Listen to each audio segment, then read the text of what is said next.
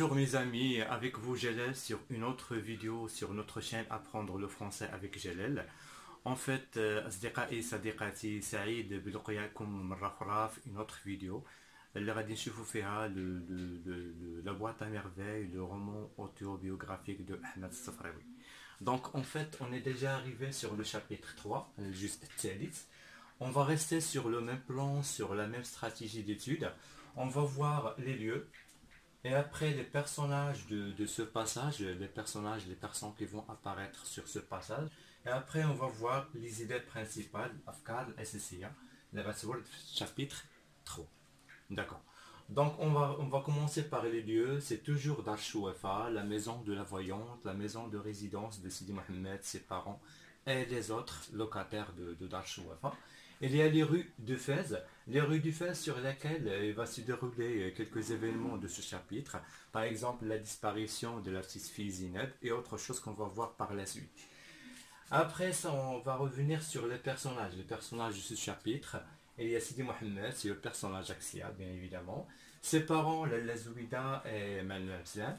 La voisine Rahma, la petite fille Zineb, qui est sa fille, et Fatma le Bzioui. D'accord. Pour les idées principales, on va traiter idée par idée.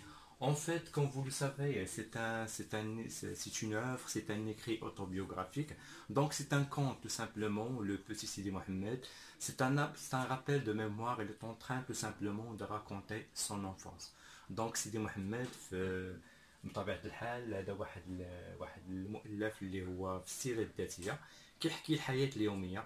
بالطبع غادي نلقاو امور هي بسيطه ما عندهاش اهميه كبيره، وامور اللي عندها اهميه متوسطه، واحداث اخرى اللي عندها اهميه كبيره اللي غادي نشوفوها في les idées principales. D'accord, donc on va sur les idées principales. On va commencer par la première idée. Fatma Bzioui achète une lampe à pétrole. Donc voilà, c'est l'événement phare du début de ce chapitre. Donc Fatma Bzioui, c'est la voisine de Lella Zoubida et Manuel Aslam. En fait, elle a acheté une lampe à pétrole. Ce n'est plus le temps, ce n'est plus la période des bougies. Aujourd'hui, c'est différent.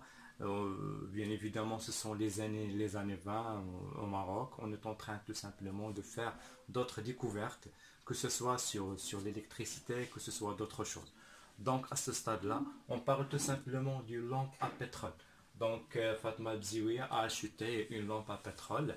En fait, la soirée, pendant la nuit, les Zoubida, son petit-fils, ils ont remarqué un éclairage qui est très très fort apparaissant de la chambre ou bien de la chambre de Fatma Bzioui. Ils se sont posé la question, qu'est-ce qui se passe? Juste quelques instants, on a découvert que voilà, c'est une invention, c'est l'achat d'une lampe à pétrole qui a remplacé les bougies. La deuxième idée, le deuxième point, c'est la jalousie de la Zoubida en fait, qui demande à son mari implicitement.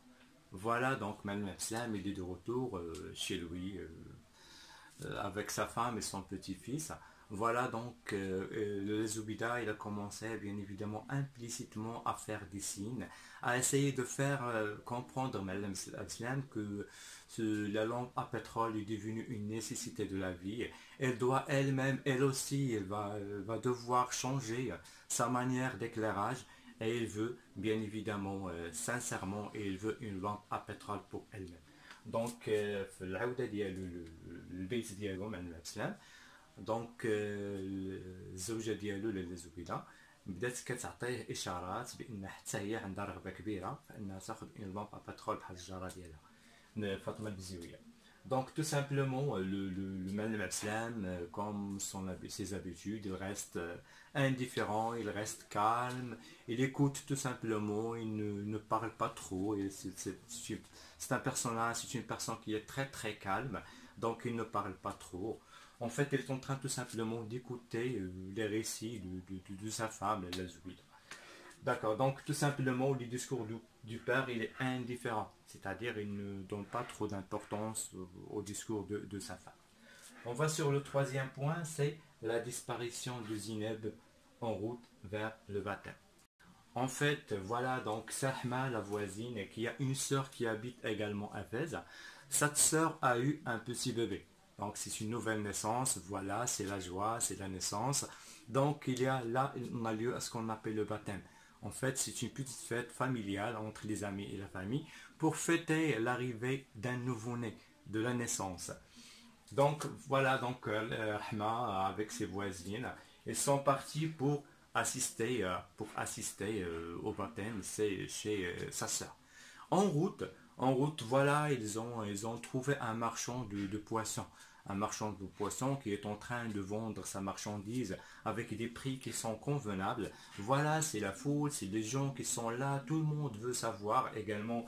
Rahma également veut voir comme les autres. Donc, à ce moment-là, il a perdu Zineb, la petite fille de 7 ans, qui est perdue dans la foule. Après juste quelques instants, on a découvert la perte de la petite fille. Et voilà, sa maman est en train de pleurer. Voilà, où est la petite fille? Et ça, c'est un problème qui s'éclate aussi. D'accord. Donc, et après, bien évidemment, après beaucoup d'efforts, voilà, donc c'est la solidarité qui commence, c'est la solidarité qui apparaît entre les voisines, même, même si Rahma il n'est pas en bonne relation avec ses voisines, notamment la Zineb, la Zouida.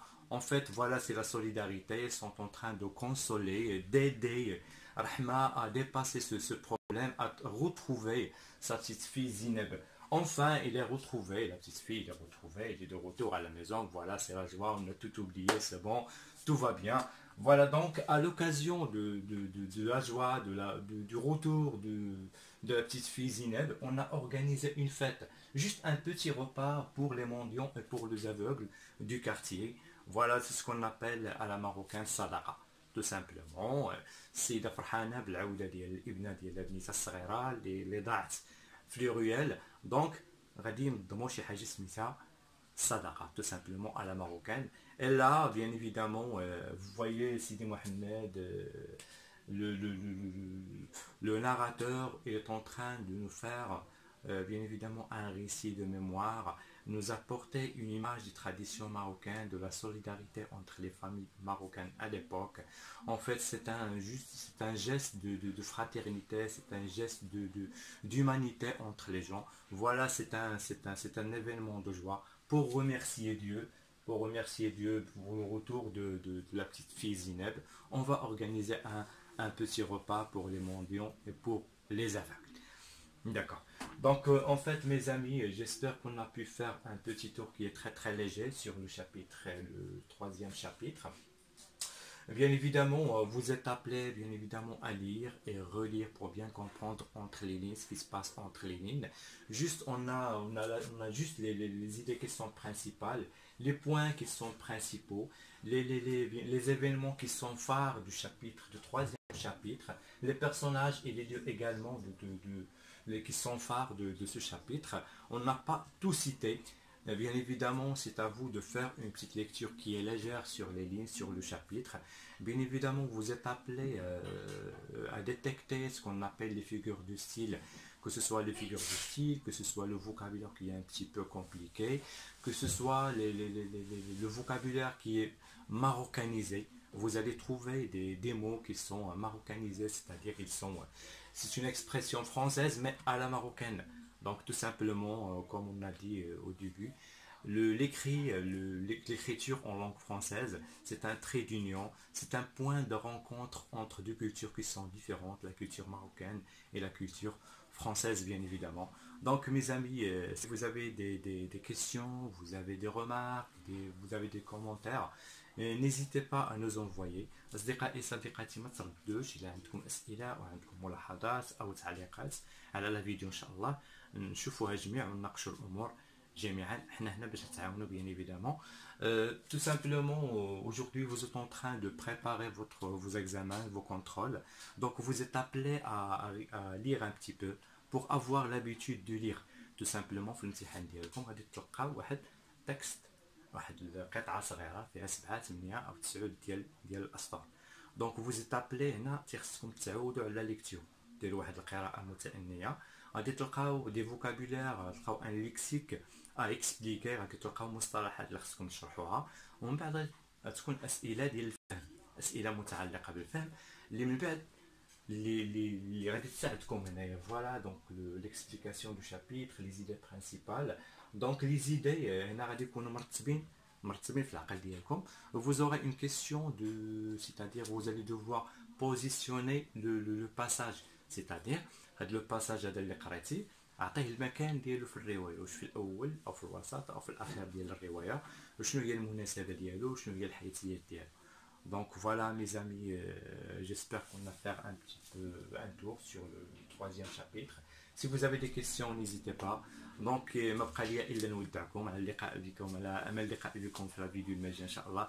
Très bonne journée. Merci beaucoup.